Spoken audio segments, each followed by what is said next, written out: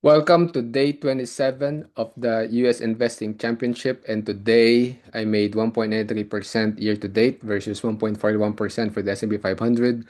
And in this video, I'm going to show you how to make money when the market is moving sideways. If you're new to the channel, again, I will show you how to make money even when the market moves sideways. A lot of people know how to make money when the market goes up, but fewer still knows how to make money when the stock market goes down, and even fewer still knows how to make money when the stock market moves sideways. So it doesn't matter where the market moves, whether up, down, or sideways. With stock options, you can make money with the market, regardless of where it moves, right? If you know the right strategy.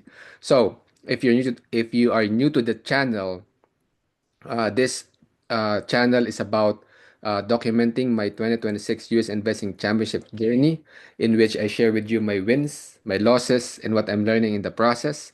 So that well, first it's for my benefit, so I can learn how to become, or I can learn how to improve my trading, right?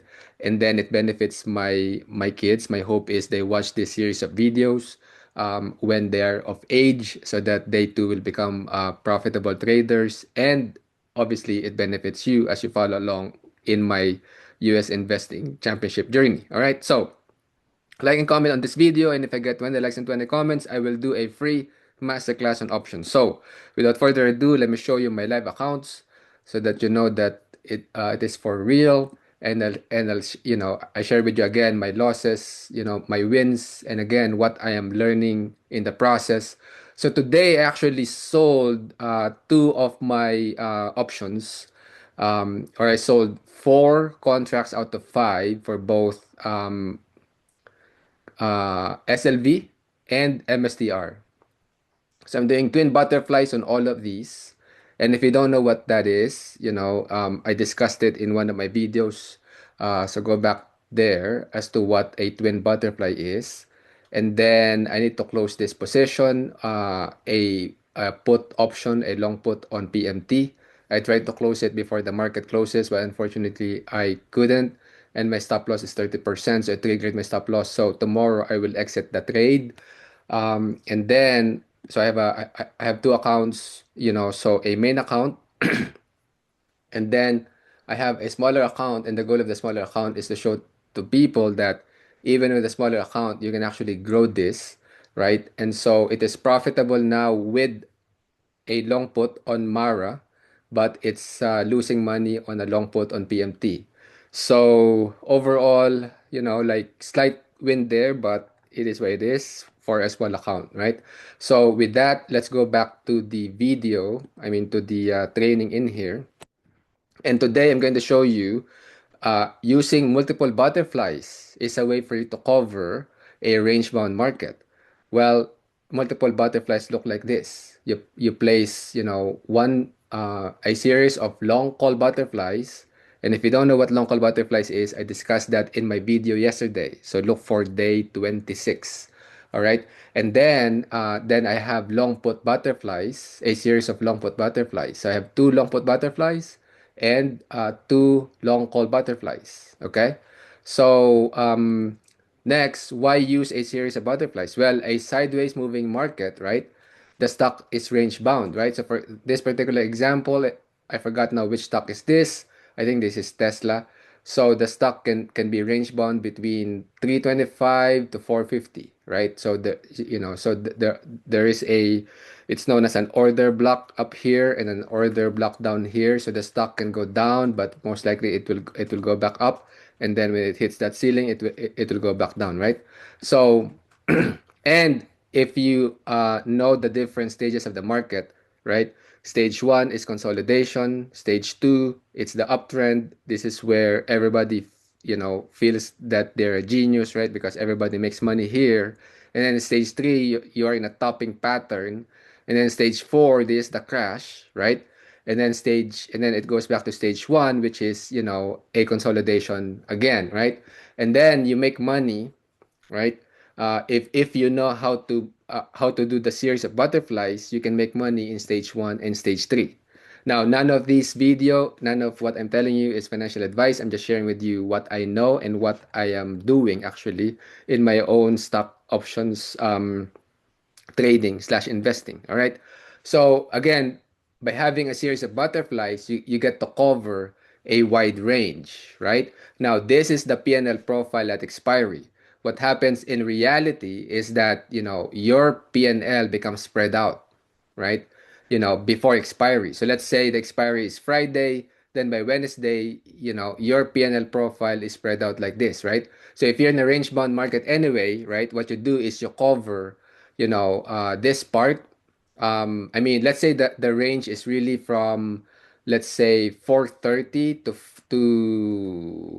480, right? That's the range. Then you add one more butterfly on each leg, on each side, right? So that you cover a wider range because sometimes, the stock will actually move way past you know, what was expected. And we'll talk about, the concept of an expected move later on. But for this particular case, right, if, the stock just moves sideways, right, I can make a 39% return on a mere $287.50 in capital, right? Even if, right, um, you know, even let's say the max loss at expiry is in one of these valleys, right? So let's say between 430, 430 to 425, I would say, right? Then if the price goes down here at expiry, then I will have max loss. However, if I exit before the expiry, I can make a 39% or 30 plus percent return, whatever the return here at this point, right? Or I guess I use this one, right? At 450 at expiry, it's supposed to be max loss, which is $287.50. However, it actually turned out to be a 39% return prior to expiry, which is so cool, right? So by using a series of butterflies, number one, butterflies are cheap, right? Comparatively speaking, versus the overall profit, right? As you can see here, the max profit is 712, the investment is 287.50. That's for placing all the four butterflies in this particular example, right? And then, when you combine them, a series of butterflies, then before expiry, because the PNL curve of each butterfly, becomes flattened, right? Then, even in the max loss valleys, right, you actually don't have max loss if you exit before expiry, which is what you want, right? You want to cover as wide of a range as possible, right? Now, obviously, the benefit of waiting until expiry is that you maximize your profit. But I mean, honestly, like, it's kind of like a lottery, right? Because I mean, the chances of you not falling into those tips, right? Like exactly at those points, so let's say exactly at 440 or exactly at 465, exactly at 490, right? And exactly at, let's say, 415 is probably very low, right? So you'll probably land like not exactly on those points, right? So therefore, it makes sense to actually exit this before expiry, and it protects it provides you a wide range, in terms of the price, right? The lower price and the upper price. Now, believe it or not, actually, you will have a series of butterflies will be cheaper than one big butterfly. Okay? And I don't have time to show that right now, maybe in another video, but by putting a series of butterflies, right? You can have actually a wider range and it's cheaper, right? And then you have more flexibility too, right? So let's say the price, went all the way here, okay? Then you can add another butterfly, right? You can, let's say, double up this butterfly, right? And maybe cut your losses here on this butterfly, you know if let's say you're confident that this thing is trending upwards like that, right? So you can do a lot more things when you have a series of butterflies, right? I mean, in theory, the price, let's say the price goes, let's say you have four contracts of four of this series of butterflies, meaning you have four contracts each, right? So let's say the price moves all the way up, right? Then you actually sell, let's say, one. one of each contract, right? Because these two butterflies will be in profit. And then let's say, the stock really moves like up or down like crazy, right? Then what if the stock mean reverts and then it goes all the way back here, right? Then these two butterflies are in profit. See? So you can literally sell one of each as the price, fluctuates or gyrates between in between that range, right? Now, what you don't want is for the stock to go all the way up or all the way down, right? But that's why this strategy only works in a range bound market, right? So, um, and then again, if you want to, let's say you have four contracts each, maybe you can sell three of them before expiry, and then one is a lottery ticket, right? Because it's so cheap anyway. So what if you encounter max loss? What's 287.50 divided by 4? That's about $70, right? So let's say the price has now moved down to like in the 440 range, right? So it's like, maybe sell all three before expiry, and then on the day of expiry, a few hours before, in this case, 4 hours before, right? You can just let it go, let a few more hours pass, maybe an hour or two more, and then maybe, right? Because now you have a possibility of this, going up, all the way to the top, right? Or close to it, right? Because what happens is, the PNL profile, right? In the beginning, it looks flat, and then it goes up, right? And then in between the valleys, now the valleys will also become more pronounced, right? So if that's why I suggest you exit, let's say, three of them out of four, maybe on Thursday or even Wednesday, right? Let's say Friday is the expiry, and then you leave one of them as a lottery ticket. Let's say you know for a fact that the price has now trended down and it's not in the valleys, right? And even if it falls to the valley, you don't mind losing $70, for example. Let's say you already made money from the other three contracts, right? Then, that thing, right? What if it made like double your money, right? 100% return on your, this one is more than 100% return actually, right? So it can be like a 150% return, right? So, that's an extra profit, right? Yeah, and how do you know if you are in a range bound market, and how do you know the range? Well, one indicator that people use is the Bollinger Band. And, the way you think about the Bollinger Band, and you can just put it, in any stock charting software, you can put the words Bollinger Bands, right? And it basically gives you like the statistical range of where the price will be, the upper bound and the lower bound. And what happens is that if the price, let's say it really pushes the upper part of the band, right? Then the band expands.